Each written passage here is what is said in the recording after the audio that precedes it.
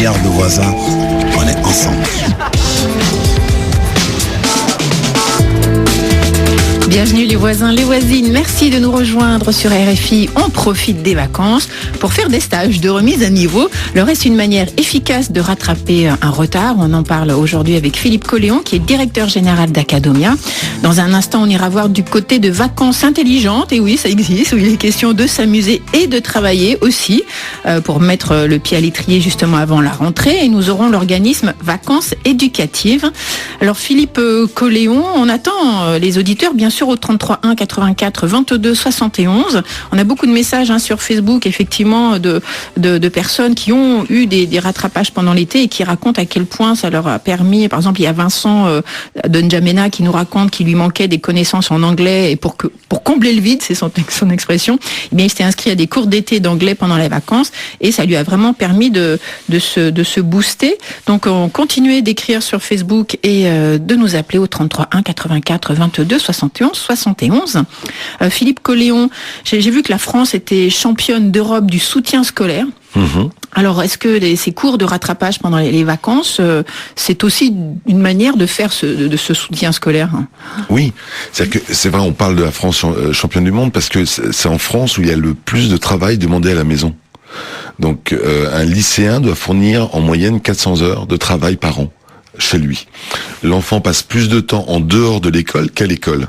D'accord. Donc, à un moment, c'est par rapport, et si on compare à des pays nordiques, où l'enfant est 8 heures à l'école, mais il ne travaille jamais chez lui.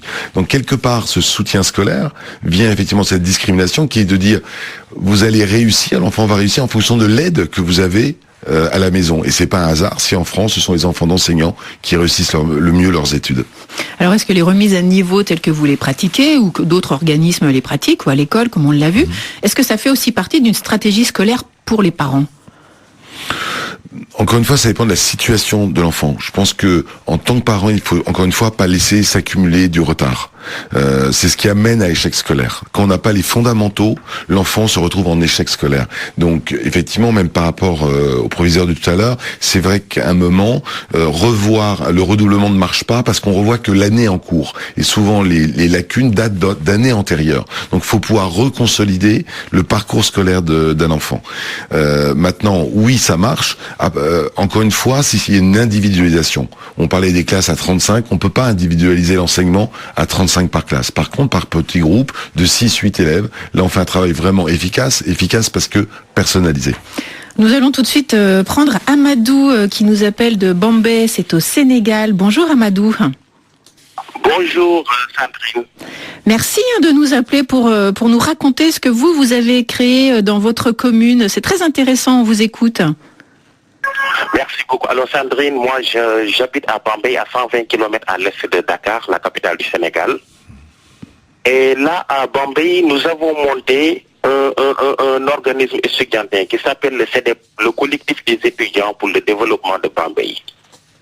Eh bien, c'est une organisation qui a à son actif des cours de renforcement durant les grandes vacances. Parce qu'on s'est rendu compte que nos jeunes frères, en tout cas qui sont dans les collèges et dans les lycées, durant l'année scolaire, qui dure 9 mois ici au Sénégal, ils drainent des lacunes, notamment dans des matières comme les mathématiques, l'histoire et la géographie, le français, etc. Maintenant, nous, en tant qu'étudiants, durant les grandes vacances, lorsque nous venons ici dans notre commune à Bambey, on s'organise dans le cadre d'emploi du temps pour prendre maintenant nos jeunes frères pour leur faire des cours de renforcement. Et ce sont des cours très bien assimilés parce que lorsqu'ils retournent au niveau de leur école, vraiment, il y a des résultats satisfaisants qui s'ensuivent. Et c'est l'objectif de ce collectif, le CEDEP, qui a été créé il y a 5 ans de cela, mais jusqu'à l'instant T où je parle avec vous, a eu des résultats vraiment satisfaisants. Merci beaucoup pour ce témoignage. Et donc, ce sont du soutien qui est organisé. C'est gratuit pour les élèves ? Oui, c'est gratuit parce qu'il y a une participation symbolique de 1000 francs, de 1000 francs CFA.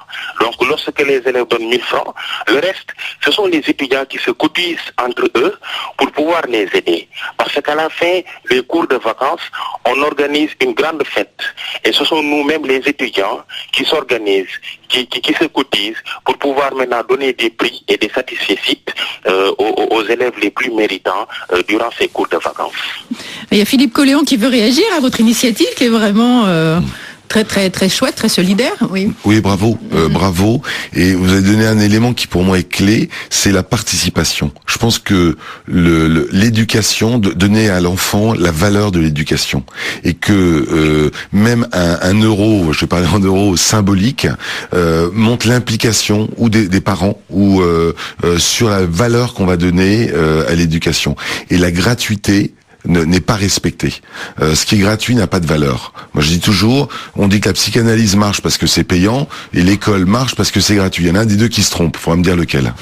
Et vous, Amadou, pour terminer, alors vous donnez des cours dans quelle matière ?